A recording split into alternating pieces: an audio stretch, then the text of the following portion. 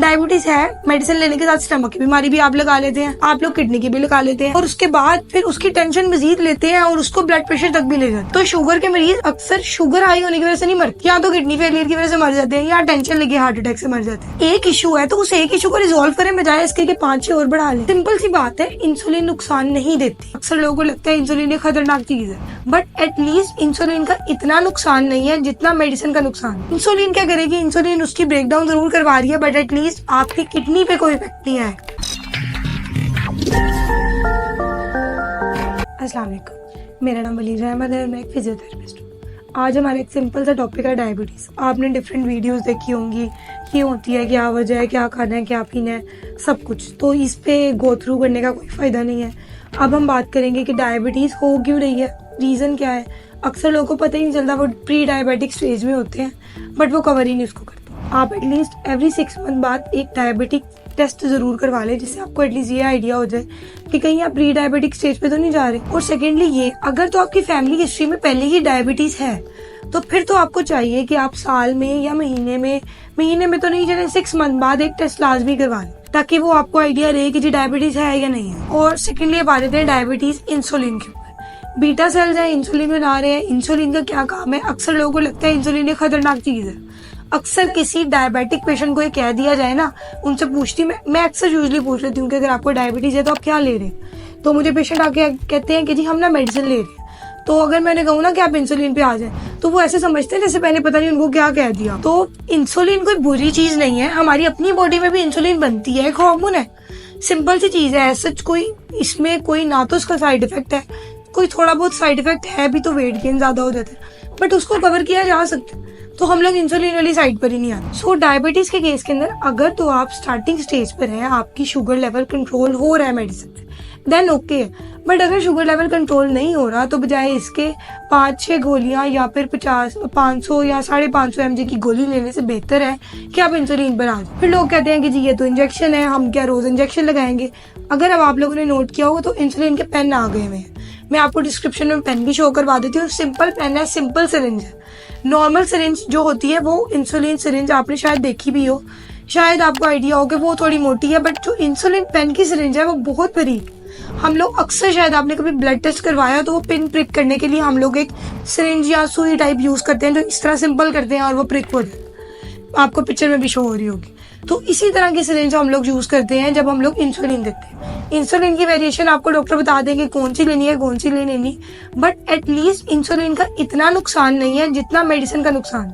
हम लोग क्या करते हैं, सिर्फ वो एक इंजेक्शन के डर से, सिर्फ इस फोबिया से बचने के लिए, क्योंकि उससे पेन नहीं होती है, कोई खास पेन नहीं होती, बट सिर्फ और सिर्फ हम उस फोबिया से बचने के लिए करते क्या है, मेडिसिन लेते जाते हैं एट एंड वो क्या करती है, मेडिसिन ने क्या करना है, मेडिसिन ने बॉडी के अंदर जाना है, बॉडी के अंदर जाके आपकी शुगर को ब्रेक डाउन करना है, ब्रेक डाउन करने के बाद किडनी के जरिए से उसको आपकी बॉडी से एक्सपेल आउट करवा दे। इंसुलिन क्या करेगी, इंसुलिन उसकी ब्रेक डाउन जरूर करवा रही है, बट एटलीस्ट आपकी किडनी पे कोई इफेक्ट नहीं आएगा। तो शुगर के मरीज अक्सर शुगर हाई होने की वजह से नहीं मरते, या तो किडनी फेलियर की वजह से मर जाते हैं, या टेंशन लेके हार्ट अटैक से मर जाते हैं। रीजन यही होती है। मैंने पाकिस्तान में जितने भी पेशेंट जो मेरे नो हाउ है जिनसे मेरी, उनको मैंने यही देखा है कि एट द एंड या तो उनको स्टमक का इशू हो रहा है या उनको किडनी का इशू हो रहा है। रीजन फिर वही होती है कि हम लोग इंसुलिन को ऐसे समझते हैं जैसे कि जहर है, जबकि वही आप लोगों के लिए फायदेमंद होती है। मैं ये नहीं कह रही कि स्टार्टिंग में थोड़ी सी हुई है तो आप इंसुलिन लेना शुरू कर दें, बिकॉज लो शुगर भी एक इशू है। आपने अपने शुगर लेवल को मेंटेन रख, ना उसको कम करना है ना ही उसको ज्यादा करना। तो इंसुलिन को अगर आप लें लास्ट स्टेजेस में नहीं, तो जब आपकी इंसुलिन थोड़ी सी आपको शुगर लेवल ज्यादा लग रहा है तो फिर आप उसको लेना स्टार्ट करें। अक्सर पेशेंट ऐसे हैं जिनका मैंने खुद ब्लड टेस्ट करवाए हैं, उनको जबरदस्ती हॉस्पिटल लेके जाके उनके मैंने A1C करवाए हैं, वो ज्यादा भी आए हैं, स्पेशली उनको मेडिसिन भी लेके दी है, बट एट द एंड उन्होंने इंसुलिन नहीं ली। कुछ लोग ऐसे हैं जिनको मैंने आधा घंटा काउंसलिंग करवा के भी ये काम स्टार्ट करवाया। मेरे अपने एक अंकल थे जिनको इंसुलिन का इशू था कि जी वो इंसुलिन नहीं लेते थे, शुगर लेवल बहुत ज्यादा हाई था, उनको स्टमक का इशू आने लग गया था, अभी भी उनके पाँव सुन रहने की रीजन कोई और है कि वो इंसुलिन को अब कवर नहीं कर पाते, जितनी लेनी है उतनी नहीं लेते। सो अगर आप इंसुलिन को कवर ठीक से कर लेंगे तो इशू नहीं आएगा। उनको मैंने समझाया, एट द एंड वो इंसुलिन पे आया, बट एटलीस्ट उनको स्टमक का कोई इशू नहीं।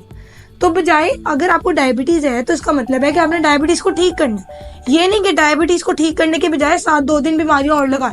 डायबिटीज है, मेडिसिन लेने के साथ स्टमक की बीमारी भी आप लगा लेते हैं, आप लोग किडनी की भी लगा लेते हैं, और उसके बाद फिर उसकी टेंशन मजीद लेते हैं और उसको ब्लड प्रेशर तक भी ले जाते हैं। तो अगर एक इशू है तो उस एक इशू को रिजॉल्व करें बजाय इसके कि 5-6 और बढ़ा लें।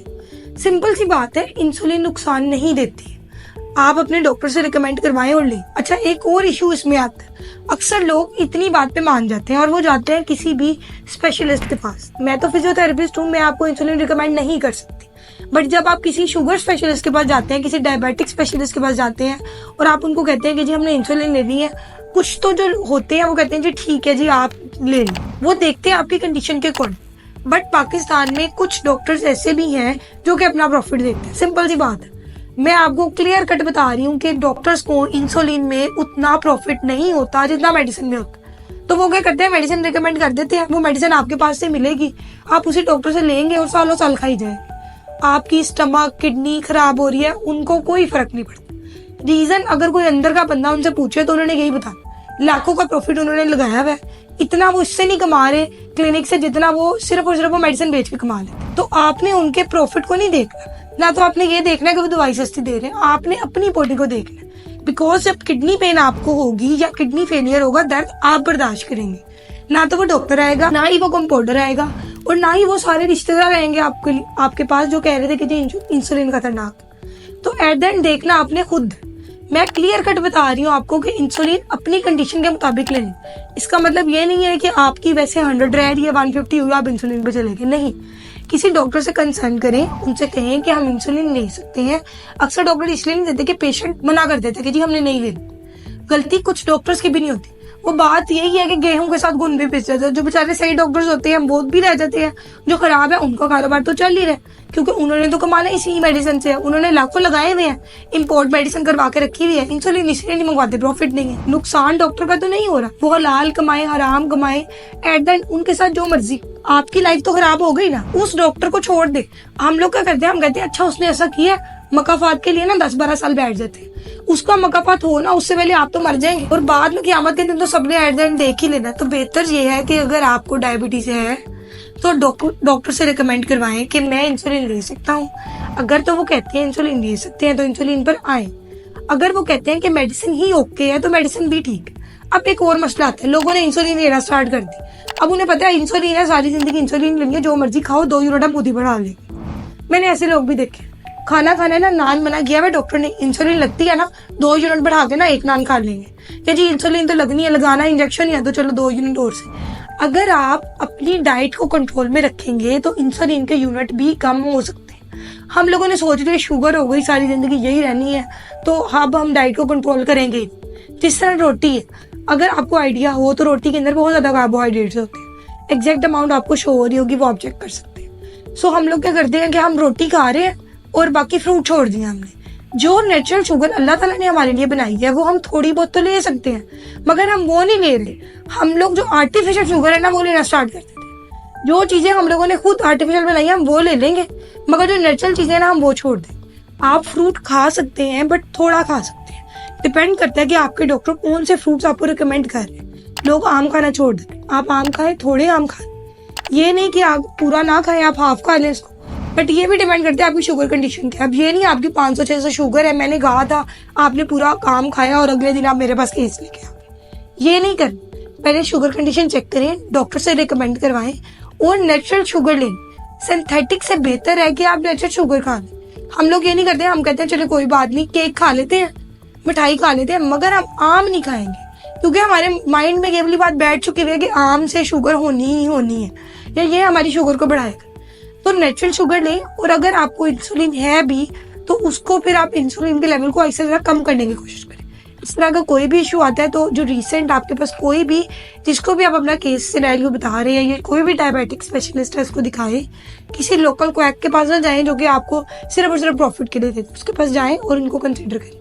अगर मेरे से भी कोई हेल्प की जरूरत हो शुगर के बाद, अगर आपको बाकी इश्यूज आ रहे हैं, क्योंकि अक्सर लोग के पाँव सूर होना स्टार्ट हो जाते हैं, बाकी बोन के इश्यूज आना स्टार्ट हो जाते हैं, स्पाइन का इशू आ रहा है, तो आप मेरे से भी कंसल्ट कर सकते हैं। मेरा नंबर आपको नीचे शो हो रहा है।